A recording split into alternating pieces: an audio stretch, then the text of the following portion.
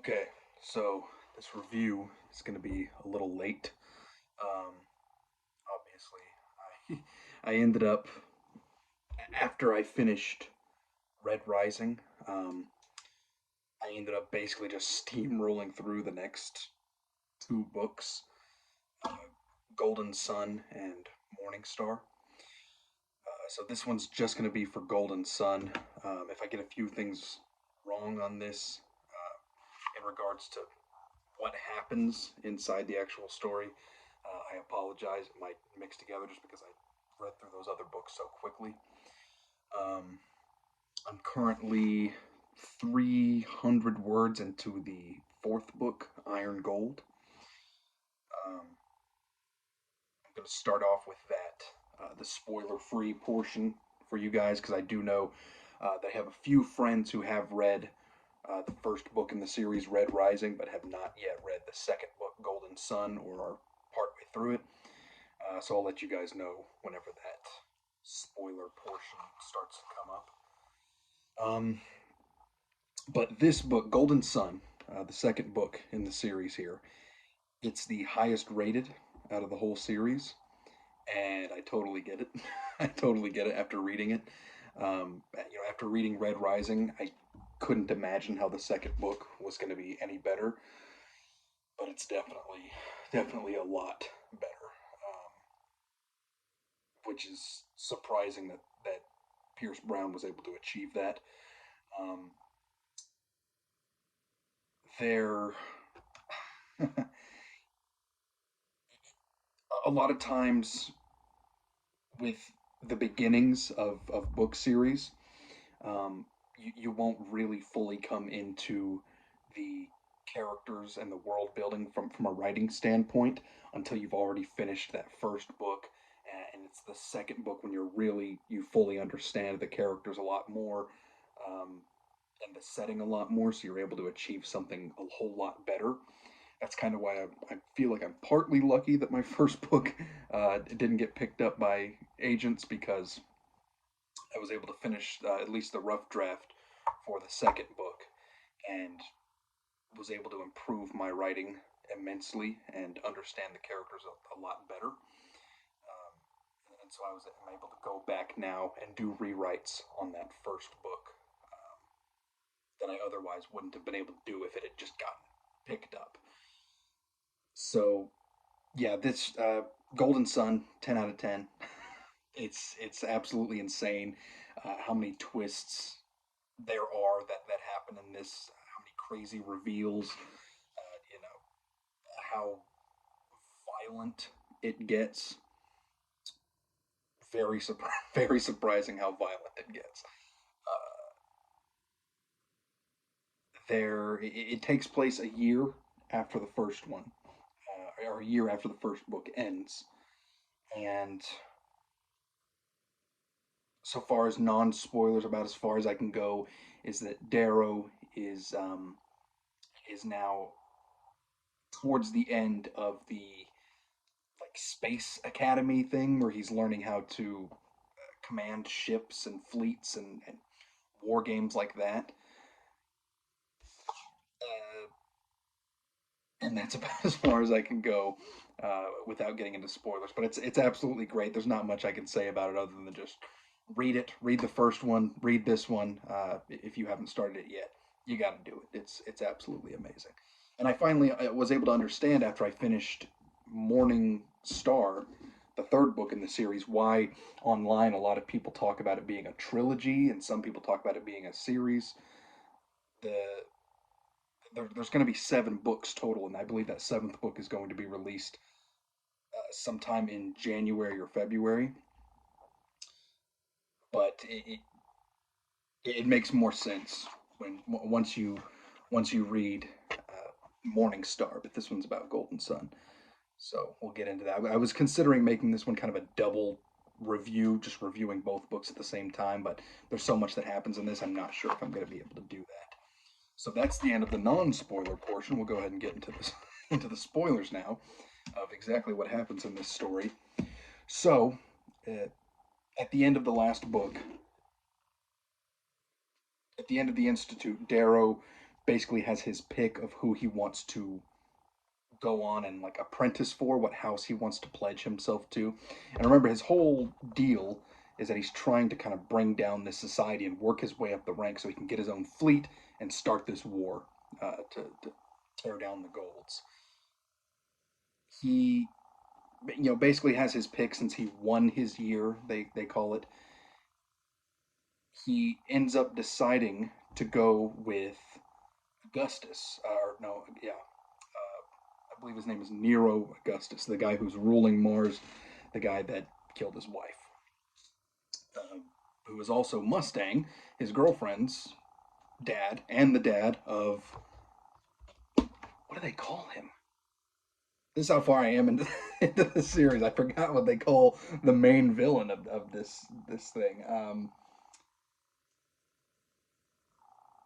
What was his name? Anyways, Adrius. I know his real name is Adrius. I forget what his nickname is though. But Darrow is at this flight academy, and it starts off towards the end of it. We find out that over the last year he's been living with the Augustus family, with his girlfriend Mustang,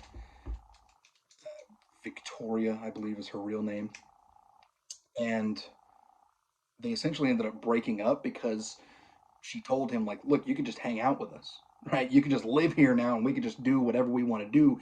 You don't have to go off to the flight academy and just become another one of my dad's soldiers. But Darrow has more important things going on, and so he tells her, no, I'm going. So they basically break up. And this, now that I think about it, this might actually be 2 years after the first book, because I know the academy lasts about as long as the institute. It's about a year. It's towards the end. Darrow's beat the crap out of everyone else in space. They don't care. They're literally just doing war games with actual ships, and they have reds and oranges and pinks and greens and blues on board. Right, these other races of people, and they don't care if they die. It's the same at the institute. Just die, whatever. If you're weak, you deserve to die. And it's crazy. This is all just to see who's going to win, who's going to be the strongest here. And if you win at the academy, you and your house are given a new fleet of ships to command. And Augustus told Darrow before he left, look, I don't care if you lose at the academy, just make sure that the Bologna family doesn't win. And that is Cassius's family. Cassius, his old best friend that is now his blood enemy or whatever, blood rival. And Darrow's about to defeat Cassius's older brother at the academy, but he gets bamboozled. Darrow loses. Tons of people die at the beginning, like in the first few. I think it's the first chapter, actually, maybe the second chapter. Like hundreds of people on Darrow's ship die. It just gets completely destroyed. Darrow barely makes it out of there with his life, and he has his other best friend Roke, who's like the poet type guy from the Institute, with him, and another person who's with him is a girl by the name of Victra, who is I believe, the older sister of Antonia from the first book. But she's not crazy like Antonia was. She's still really flirty and she's beautiful and all that, but she seems to be a lot nicer than her psycho younger sister. So Darrow comes home, and Augustus Nero is basically like, well, I told you don't let the Bologna win, and you just let them win. So he basically fires him, right? He's like, I'm going to trade out your contract. I'm going to sell your contract to another family. I'm going to put it up for bid, and whoever buys it is going to own you after this. And the issue with that is that the entire Bologna family wants him dead, wants Darrow dead because he killed Julius at the Institute. And Cassius, of course, is his blood rival. So now people that used to be his friends in the Augustus family are like taking bets with him in the room, saying, "Hey, I bet he'll only last 4 days before he's killed. I bet he'll last 10 days." And so Darrow's just freaking out. Everything's falling apart. I failed. I didn't get this fleet. I didn't achieve anything that I was supposed to be achieving now, and I don't have a girlfriend. Mustang ended up moving away to Luna to work directly for the sovereign, like basically the elected president of the society. And So he goes to Luna because there's going to be this big party with the Sovereign and all these other high class houses together. The Jackal, that's his name. That's Psycho's name. The bad guy. It's the Jackal. Sorry, I just remembered. So he goes here, and this is where Augustus is going to put his contract up for bid. They're going to go to this big gala, this ball. They're all going to be decked out and beautiful. No guns or armor allowed. You can only bring your razor with you. And Darrow's like, well, crap. As soon as my contract comes up for sale, I'm going to die. Someone, I don't remember who it is. I think it's Victor actually helps him out and says, you know, look, I got someone that can help you with this.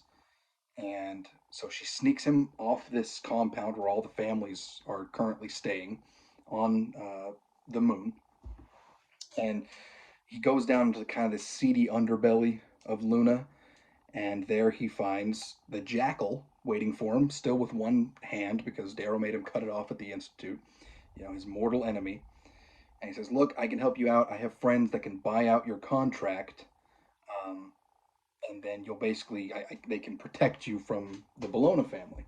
And, together we'll take my dad down because I want to kill my dad and I hate him. And so Darrow says, sure, if it'll help me live, why not? Some things happen. The girl that was with Darrow when he was getting changed into a gold. She was like a pink. She was a prostitute that he kind of saved from that life. She shows up and he's like, I know you. Don't say anything. And so he's kind of like, hey, can I take this one upstairs? Talking to the Jackal, and Jackal's like, yeah, go ahead, on me, whatever.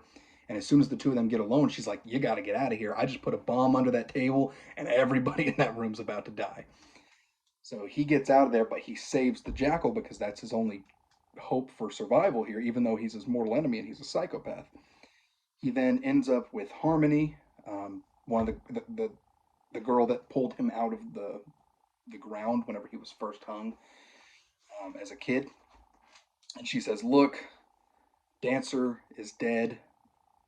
I'm working directly for Ares now. You can't talk to Ares, but what I want you to do now, since you failed, you're going to take this bomb, you're going to go to that gala, and you're going to blow it up. And we're going to kill all the high command of the society, and everything's going to come crumbling down, whatever, you're a terrorist now, yada yada. And he says, look, okay, I got nothing left to lose. Why not? So he takes this bomb. It's like in the form of a necklace. He shows up to the party. He's getting ready to blow everything up. Right? He's just kind of looking around, whatever. And then in walks Cassius. And who's with Cassius? Mustang, his old girlfriend. This girl that he's in love with. They're arm in arm. They're all up on each other. They've been together this whole time. Ooh, he's pissed now. He's losing it. Ooh, he's mad. So he goes downstairs and he's like, what am I going to do? He's just taking a minute. And he says, you know what? No, I'm not going to blow these people up. I got another idea. So he goes back upstairs and he jumps on the table of the Bologna family that wants to kill him, kicks a bowl of stew in Cassius's lap and says, I thought you said you were going to kill me. Next time you saw me, bitch, let's fucking do this. Let's go. And so he challenges him to a battle, which, in this society, sure, that's a duel. That's a sanctioned duel. You can fight each other. So they clear out the tables, everyone, hundreds of people, these very important families are all standing around watching this thing happen. They start dueling. And remember, Cassius is way better than Darrow is, so everyone's like, whatever, to the death, yada yada. Um, and then it's revealed that Darrow has been training over the past year under Lorne Au Arcos, the greatest swordsman to ever live. Um, the guy who they say that he's such a good swordsman that people have offered him the deeds to entire moons just to have a few sessions of training with him. But Lorne liked Darrow so much that he agreed to train him for free in secret. And so now Darrow is basically the greatest swordsman of all time. And he beats the piss out of Cassius. I think he cuts his arms off, and it's getting crazy. And the Sovereign is freaking out because Cassius has risen up to being one of the Olympic Knights, one of I think there's 6 of them, the most powerful swordsmen, the direct protectors of the Sovereign herself. And so the Sovereign is standing there. And she's like, wait, everyone stop. Everyone stop. You can't do this. But based on the rules of the society, Darrow kind of looks up at her. He's like, oh, are you telling me what I can't do? Which everyone in the room's like, that's not how we work. She is trying to tell you what to do. She can't do that. This is a sanctioned battle. And so she just kind of shuts up. Darrow goes up, wraps his razor around Cassius's neck, and he's about to cut his head off. But Cassius's mother orders their men to go kill Darrow in the middle of this. That's also illegal, but they agree to do it. Mustang comes running up and stops this from happening by defending Darrow, and just all hell breaks loose. Families start killing each other. You know, they broke the rules. Now everybody's going to start breaking the rules. And this was Darrow's plan, to start a civil war amongst them. He said, you know, if I can't fight against these people, I can make them fight against each other. So, you know, he's backing up. He's like, you know, we got to protect Augustus. House Talamanus shows up. That's Pax's family, who are beholden to Nero Augustus's family. They're, you know, protect him. They're all getting around Augustus, and they're all backing up. People are just killing each other. Uh, and Darrow's kind of just looking around, and it's just chaos. I mean, it's absolutely, people are running down. They're up on this huge platform, and they have to take these gravity lifts back down to the ground. And as they're taking this gravity lift down, they're kind of in the middle of a beautiful, serene field and forests and all this. And he's looking out, and it's the middle of the night, and people are just running, just through the trees, just cutting down children of other families that they have grudges against. There's a part where there's like you're seeing like babies get their heads stomped on and stuff. Like entire families are getting wiped out because of what Darrow just did, and it's a shit show. So then the Olympic Knights, the rest of the Olympic Knights, show up with, you know, a whole army, and they stop Darrow and Augustus, who are trying to get the heck out of there with their family and their house guard and all that. The Olympic Knight that shows up to stop them is revealed to be Fitchner, the uh, old teacher of House Mars back at the Institute, the guy that helped him out so much, the guy whose father is Severo, Darrow's new best friend, who's not here. He's off doing something else on some other planet. But he's like, look, stop. You're being an idiot. Just go back to the house that we gave you to chill in, and we'll all hang out. And Darrow's pissed off. He's like, you're a fucking traitor. Fuck you, yada yada. So, look, I did what I gotta do. I'm in charge of this shit now. Leave me alone. So they go. They agree to go back. Now they're confined to quarters. You know, Game of Thrones style. You're not my hostage. You're just my guest. But you can't go anywhere, and you're under guard. So Darrow's chilling here, doesn't know what to do. The Sovereign picks up Darrow personally and interrogates him with this bug that's like a scorpion, and it'll stab you and kill you if it senses that you're lying. And she's asking him questions, so he's trying to like double speak and stop things from happening. But he manages to get her to lie because he had realized that she was planning on wiping out the whole Augustus family at dinner anyway, which is very illegal. She lies about it, almost dies. Fitchner saves her, of course. And they they're chilling back at quarters, and someone shows up to save Darrow, and it's Severo. He shows up with a bunch of howlers, his little, special super elite force that they made back at the Institute. Shows up with his wolf pelt, breaks Darrow out. Together they help break out the rest of the family of Augustus, but Augustus himself is still captured, so they get the heck out of there. Darrow is now in charge of basically the whole fleet, the whole Augustan fleet, and is traveling around, trying to. I'm sorry, I got notes here. Trying to basically free Augustus. And at this point, and that's kind of why it's called Golden Sun, because at this point, Darrow already has his army, but he's still trying to save the guy that killed his wife. Sorry, that's baby spit up, if you're wondering. He's still trying to save the guy that killed his wife, and for whatever reason, it seems a little strange, but I mean, he's doing it. So, another thing that I forgot to mention is right before that dinner, Roke was with him, his poet friend, and Darrow knocked him out with this. He like injected him with some crap that knocked him out beforehand because he didn't want Roke to get killed with that bomb. And so now he's like, well, crap, how am I going to explain this to Roke? And Roke never really asks him about it. He's just really suspicious of him now.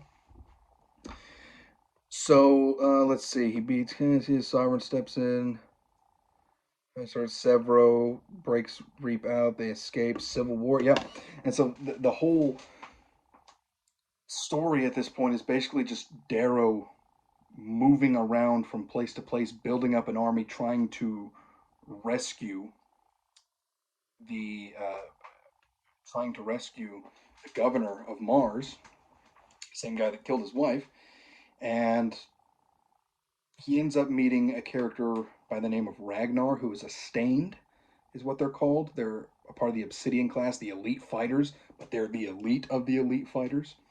And part of the way that Darrow takes over the ship at one point is he basically comes over the intercom after flying through the after shooting himself from a cannon into the window of the bridge of the ship, taking it over and coming over the comms and saying, "Hey, look, if you're not a gold, kill all the golds on board and serve me now." And he basically creates uh, a mini revolution on this ship. Ragnar shows up. He's like the baddest of the bad. He's huge. He's like 9 feet tall. He's got a hand like the size of someone's torso. He's massive. And he says, "Look, I'll swear myself to you because you're pretty cool, Reaper." And Darrow goes, "Okay, cool." Ragnar's awesome. He's really important in the next book, and this seems to be the other books after that. He ends up fighting this war, and Darrow launches eventually what's called an iron rain down onto the surface of Mars, where they're shooting people out in these star shells, and they're shooting down tanks that land on the surface, and he's basically invading Mars himself. And so he launches this invasion. See, this is where it starts getting fuzzy. I don't remember much of what happens. I don't remember how he wins, but he does win somehow. But something else happens. Something crazy happens basically where he ends up launching himself to try to kill the Sovereign as she's escaping. He launches himself up by himself, lands on the Sovereign ship. All of her Olympic guards are there with her.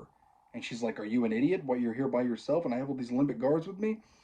And Darrow's already like half dead, sitting on the deck of the ship, and he's like, "Oh, I'm not going to kill you," whatever. And Fitchner, who's one of the Olympic guards, shows up and he's like, "Look, dude, you're an idiot. I had it covered here, and you just blew my cover." And he's like, "What?" And it turns out that Fitchner is Ares. Fitchner's the one that's been running this whole thing. He's the one that's starting the rising. He's the one that chose Darrow whenever his wife died to become the new, put him in the institute, helped him out. It's crazy. Holy shit. He helps Darrow escape. They get the hell out of there. And a lot's revealed about Fitchner, how he was a gold, fell in love with a red. They had a baby together. She got killed. He got put in prison. He somehow got out of prison. I don't remember how. And their kid is Severo. Severo's a half red. And Severo's like, "Well, heck, that explains a lot. No wonder I'm so short." And he doesn't give a shit. He's like, "Hey, man, I'm with you, Reaper, no matter what. We're going to tear down my whole society that I grew up worshiping. I don't give a shit. Fuck these people, right?"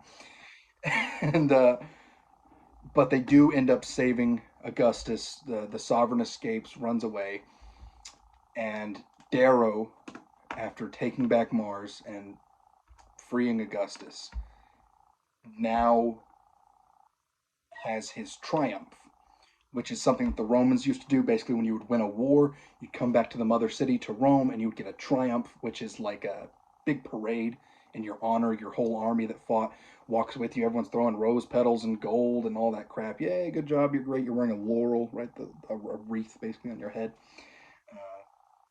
And you get all these honors and awards, yada yada. Congratulations. So Darrow's getting his honors, his triumph, and he's looking around. No, holy fuck, I'm holy! I forgot about this shit.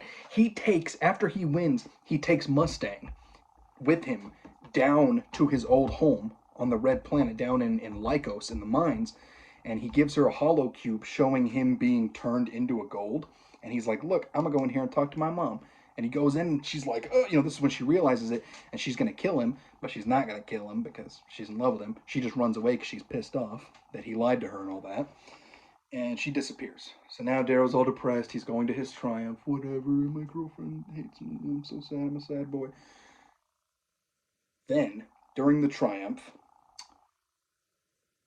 Roke is the one that's gonna give him give him a staff, I think, or maybe it's something. But he has this his box, and Roke's giving him this speech about how, "Oh, my best friend, he's done all these great things, yada yada." Then Roke says, "Bloody damn." I think, in the form of some poem, and Daryl's like, wait, what? Oh shit, you know who I am? And then Brooke stabs him in the fucking stomach, and it's fucking chaos. The Jackal's there, he kills his fucking dad. Everyone's getting fucking cut down. Victor is getting cut down. The box is like Fitchner's head. They caught him. They realized he was Ares. They cut his fucking head off. Lorna Arkos, the greatest fighter of all time, is there. He gets fucking stabbed, and his old fucking student takes his sword. And Victor is laying on the ground. Remember, Victor was Antonia's sister, and we've been suspecting her through this whole book of being, kind of a double agent. Don't trust her or anything. But as she's laying on the ground, she's like, "It wasn't me. I didn't know." And she dies, and Darrow's getting fucking stabbed, and he's laying there like, "Oh, what the fuck's going on?" And then the Jackal's like, "I told you not to trust me, bitch." It's a real fucking Game of Thrones moment. It is a Game of Thrones moment. It's basically like the Red Wedding, of this series.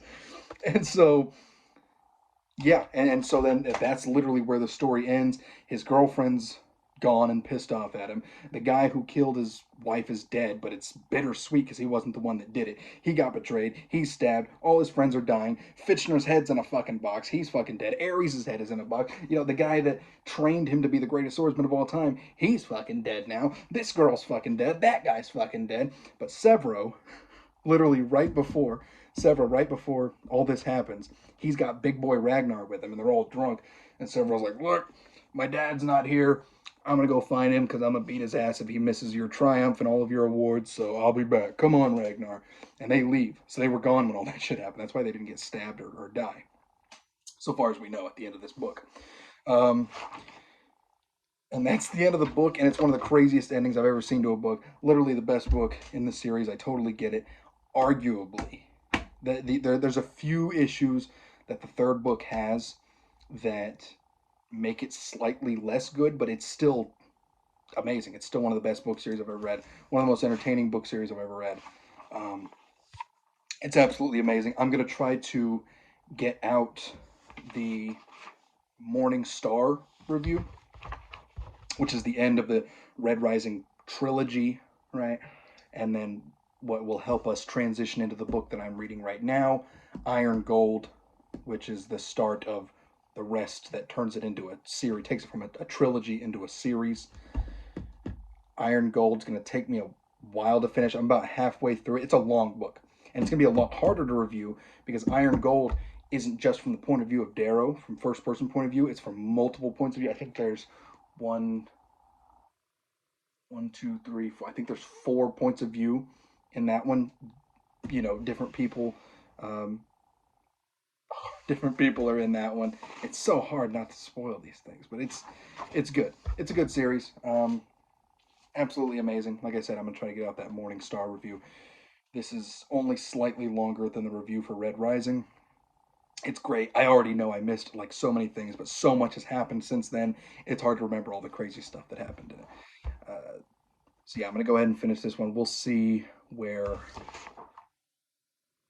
how long it takes me to get out that other review. I'm going to try to do it as quickly as possible so it's still fresh on my mind, so that when I do finish Iron Gold, I can give a really fresh review on that and not have to wait 2 months to put that one out. But yeah, thanks for watching this. If you guys actually made it through this whole crap and got to watch me go off on these crazy rants, definitely buy the book series. Do it. It's absolutely amazing, life changing. It's great. Goodbye.